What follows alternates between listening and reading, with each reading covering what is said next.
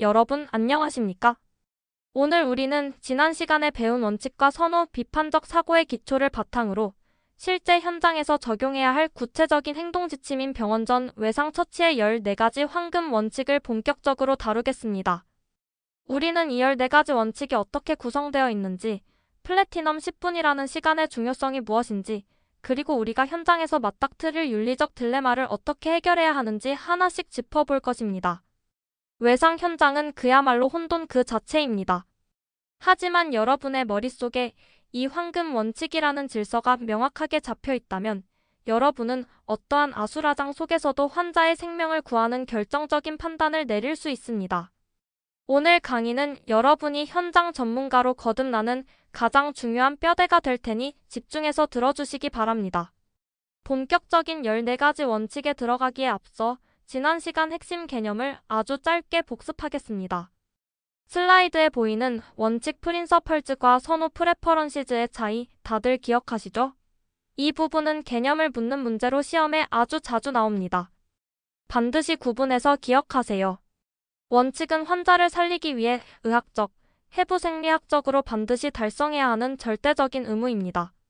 출혈을 멈춰야 한다는 것은 변하지 않는 원칙이죠.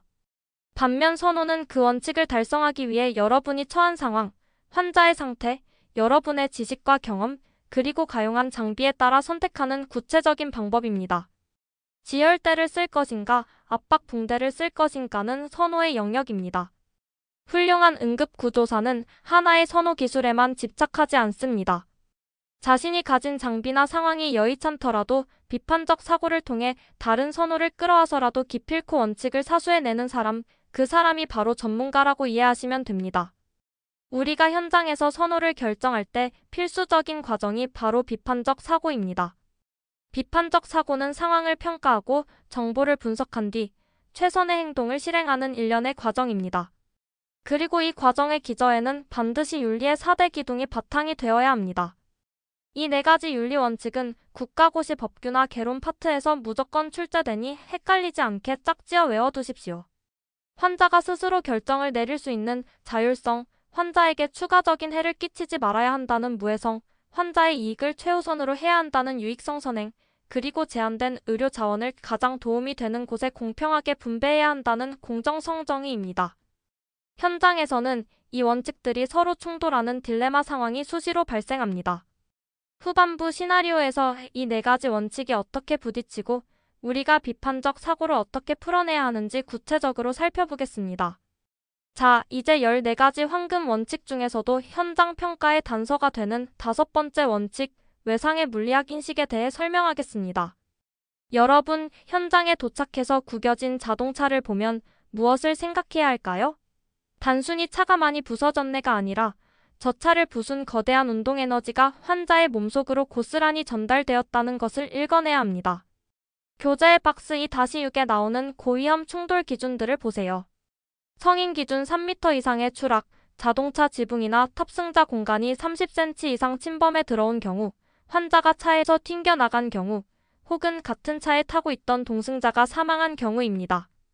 만약 이런 기전이 있었다면 지금 당장 환자가 멀쩡하게 걸어 다니며 말을 하더라도 여러분은 심각한 장기 파열이나 뇌출혈을 강력하게 의심해야 합니다. 물리적 현장 평가는 환자를 일반 병원이 아닌 외상센터로 우회 이송해야 할지 결정하는 첫 번째 단추가 됩니다. 여기서 주의할 점은 물리학을 평가하느라 환자 처치나 이송을 지연시켜서는 안 된다는 것입니다. 평가와 처치는 동시에 그리고 신속하게 이루어져야 합니다. 슬라이드에 보이는 깔때기 모형은 PHTLS 교재에 흩어져 있는 14가지 황금 원칙을 실제 현장의 시간 흐름 페이지 1에서 5에 맞게 재구성한 것입니다. 이 14가지는 번호 순서대로 딱딱 떨어지게 진행되는 것이 아니라 생명을 살리기 위해 동시다발적으로 적용되는 거대한 흐름도입니다. 현장의 안전과 자원을 파악하는 1단계, XABCD와 지열, 기도를 확보하는 2단계, 부목과 체온 유지, 수액으로 쇼크를 방어하는 3단계, 플래티넘 10분 내에 이송하며 소통하는 4단계, 그리고 치명적인 문제가 해결된 후 머리부터 발끝까지 살피는 2차 평가의 5단계로 나뉩니다. 대부분의 중증 환자는 한 곳만 다치는 것이 아니라 다발성 손상을 입기 때문에 여러분은 이 황금 원칙 전체를 염두에 두고 우선순위를 정해 결정적인 처치를 향해 나아가야 합니다. 이제 각 단계의 핵심 원칙들을 하나씩 깊이 파고들어 보겠습니다. 원칙 1, 2, 3, 4번에 해당하는 초기 대응입니다. 여러분이 현장에 도착했을 때 가장 첫 번째 원칙은 무엇입니까? 바로 제공자와 환자의 안전입니다. 외상 현장은 가장 위험한 출동입니다. 내 안전이 확보되지 않으면 환자에게 다가갈 수 없습니다. 도착 즉시 상황을 인식하고 구급차 한 대로 감당이 안 될 것 같으면 망설이지 말고 소방차나 헬기, 특수구조팀 등 추가 자원을 요청해야 합니다. 원칙 2. 환자에게 접근했다면 1차 평가를 시작합니다. 이 부분 헷갈리기 쉬운 부분이니 잘 들으세요. 우리는 보통 A 기도부터 확인한다고 생각하지만 외상에서는 X, 즉 심각한 외부 출혈 지혈이 0순위입니다. 피가 쏟아지고 있는데 기도를 여느라 시간을 보내면 환자는 죽습니다. 원칙 3. 그리고 1차 평가 XABCD는 평가가 다 끝난 뒤에 처치하는 것이 아닙니다. 진행과 동시에 처치하는 철학입니다. 평가 중 생명 위협이 보이면 그 즉시 처치에 들어가야 합니다. 원칙 4. 이후 목표 고정을 유지한 채 기도를 관리하고 원칙 6. 산소 포화도를 94% 이상으로 유지하는 것. 원칙 7이 초기 대응의 핵심입니다. 다음은 출혈이 통제된 후 쇼크를 관리하는 원칙 8번과 11번입니다. 여기서 여러분이 기존에 알던 상식이 많이 깨질 것입니다. 먼저 부목 고정 원칙 8입니다. 부목은 단순히 뼈를 맞추고 아프지 않게 하는 도구가 아닙니다. 허벅지나 골반 골절은 밖으로 보이지 않지만 속으로 엄청난 피를 흘리게 합니다. 뼈를 재정렬하고 부목을 대는 것은 이 보이지 않는 내부 출혈을 줄이는 아주 강력하고 필수적인 쇼크 처치입니다. 또한 체온 유지가 생명과 직결됩니다. 저체온증이 오면 환자의 피가 굳지 않는 혈액 응고 장애가 옵니다. 구급차를 따뜻하게 하고 담요를 덮는 것은 단순한 서비스가 아니라 지혈을 돕는 필수 의료 행위입니다. 다음으로 수액소생술 원칙 11입니다. 이 내용은 시험에 거의 매번 출제되는 가장 중요한 병태생리 개념입니다. 피를 많이 흘린 환자에게 수액을 듬뿍 줘서 정상 혈압 120에 80으로 만들어 놓으면 좋을까요? 절대 안 됩니다. 우리가 주는 생리식 염수는 용적만 채울 뿐 산소를 운반하는 적혈구가 없습니다. 더 무서운 것은 수액을 많이 줘서 혈압이 빵빵하게 올라가면 간신히 피가 멎어있던 혈관의 딱지 혈전이 높은 압력을 견디지 못하고 뻥 터져버립니다. 이를 재출혈이라고 합니다. 환자의 사망률이 급증하게 되죠. 따라서 수액은 의식을 차릴 정도의 기본적 관료만 유지하는 제한적 투여 퍼미시브 하이포텐션, 허용적 저혈압을 해야 하며 정맥로를 잡겠다고 현장 출발을 지연시켜서는 절대 안 됩니다. 그렇다면 우리는 현장에서 얼만큼의 시간을 보낼 수 있을까요? 황금 원칙 10번 바로 플래티넘 10분입니다. 중증 외상 환자의 경우 구급차가 현장에 도착한 후 10분 이내에 반드시 적절한 병원으로 출발해야 한다는 절대적인 시간 개념입니다. 왜 10분일까요? 여러분이 현장에서 아무리 기도를 잘 열고 수액을 잘 주어도 병원 전 환경에서는 절대 해결할 수 없는 두 가지가 있습니다. 첫째, 산소를 세포로 실어 나를 혈액 적혈구에 없고, 둘째, 피를 먹게 할 혈장 응고인자가 외과적 수술을 제공할 수 없기 때문입니다. 환자에게 진정으로 필요한 약은 현장의 생리식 염수가 아니라 수술실 의사의 메스입니다. 교재 박스 2-5에 나오는 기준들, 즉 호흡이 분당 10회 미만이거나 29회 초과인자, 산소 포화도 90% 미만, 활동성 출혈, GCS 6점 이하, 관통상 환자 등은 무조건 현장 체류 시간 10분 컷입니다. 이들을 데리고 무조건 가까운 동네 병원으로 가는 것이 아니라 거리가 조금 멀더라도 근본적인 수술이 가능한 외상센터로 직행하는 것이 환자를 살리는 길입니다. 플래티넘 10분을 지켜 환자를 구급차에 싣고 달리기 시작했습니다. 이제 구급차 안에서 해야 할 일들입니다. 원칙 12번 2차 평가 세컨데어리 서베이입니다. 2차 평가는 머리부터 발끝까지 꼼꼼하게 만져보고 샘플러 병력을 청취하는 과정입니다. 여기서 중요한 점은 2차 평가는 현장이 아니라 반드시 생명을 위협하는 문제가 다 해결되거나 배제된 후 주로 이송 중에 시행해야 한다는 것입니다. 원칙 13번 통증 조절입니다. 과거에는 진통제를 주면 환자의 진짜 증상을 가려서 의사의 진단을 방해한다는 신화가 있었습니다. 하지만 최신 연구에 따르면 이는 거짓입니다. 극심한 통증은 교감신경을 자극해 쇼크를 악화시킵니다. 금기 사항이 없다면 연령을 불문하고 적극적으로 통증을 완화해 주어야 합니다. 원칙 14번 소통입니다. 환자의 상태와 손상 기전을 병원에 사전 무전으로 알리고 정확한 PCR 구급 활동일지를 작성해야 합니다. 여러분의 무전 한 통이 병원의 외상수술팀을 미리 수술실에 대기하게 만들고 환자의 생존율을 극적으로 끌어올립니다. 지금까지 배운 원칙들을 실제 교재에 수록된 다수 사상자 시나리오에 적용해 보겠습니다. 현장에는 구급차 1대, 대원 2명뿐인데 환자는 5명입니다. 가용 자원이 절대적으로 부족합니다. 첫 번째 환자는 픽업트럭 운전자로 술 냄새가 나고 팔이 부러졌는데 쌍욕을 하며 처치를 거부합니다.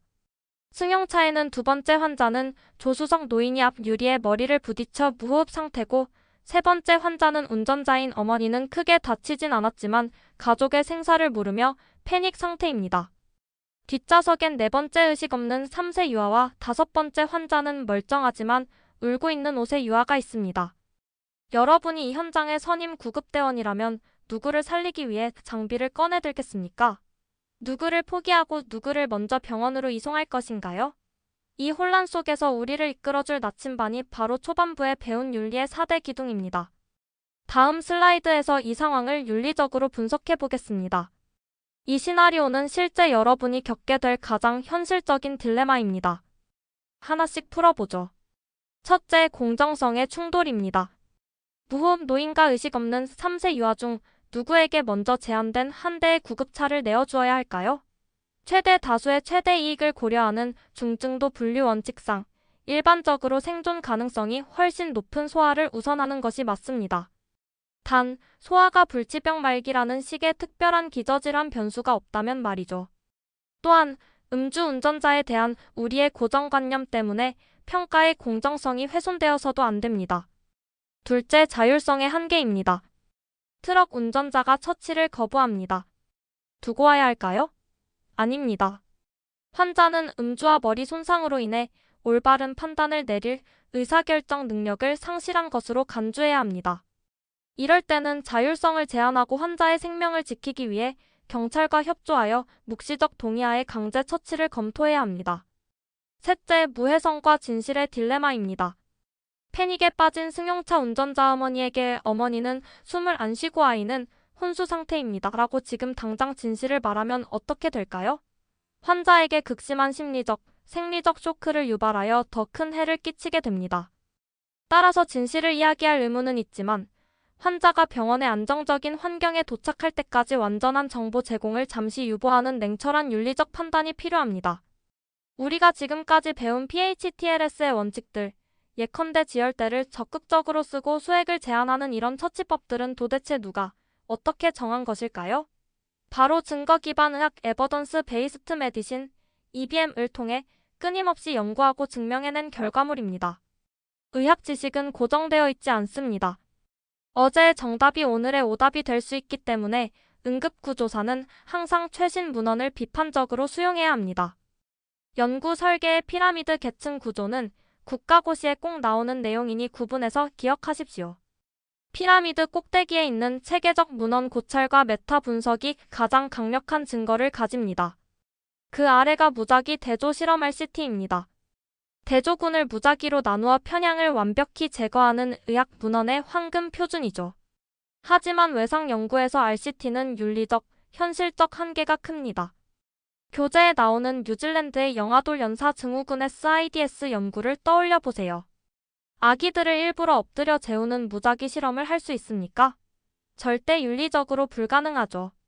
그래서 과거 데이터를 추적하는 코호트 연구나 사례 대조군 연구 같은 관찰 연구 설계가 사용되는 것입니다. 완벽한 하나의 실험은 없으므로 우리는 이 피라미드의 다양한 연구들을 종합하여 환자에게 가장 안전한 근거를 찾아내야 합니다. 자, 강의를 마무리할 시간입니다. 오늘 배운 14가지 황금 원칙과 의사결정의 핵심을 4가지 약속으로 요약하겠습니다. 첫째, 안전입니다. 현장에서는 어떠한 상황에서도 나 자신과 우리 팀원들의 안전이 영순위임을 잊지 마십시오. 둘째, 시간입니다. 피를 흘리는 중증 외상 환자에게 이 세상 어떤 수액보다 더 훌륭한 치료제는 바로 시간입니다. 플래티넘 10분을 기억하고 신속하게 외상센터로 이송하십시오. 셋째, 사고입니다. 기계처럼 매뉴얼만 따르는 테크니션이 되지 마십시오. 끊임없이 상황을 평가하고 윤리적으로 고민하는 비판적 사고를 하십시오. 마지막으로 증거입니다. 의학은 변합니다. 지금 배운 지식이 10년 뒤에는 틀린 지식이 될 수도 있습니다. 끊임없이 공부하고 연구 결과를 비판적으로 수용하는 전문가가 되십시오. 여러분의 머리에 든 지식과 손끝의 빠른 결단이 한 사람의 생명, 나아가 한 가정의 미래를 지켜냅니다. 오늘 배운 황금 원칙을 여러분의 실무 나침반으로 삼기를 바라며 이상으로 제2장 강의를 모두 마치겠습니다. 수고하셨습니다.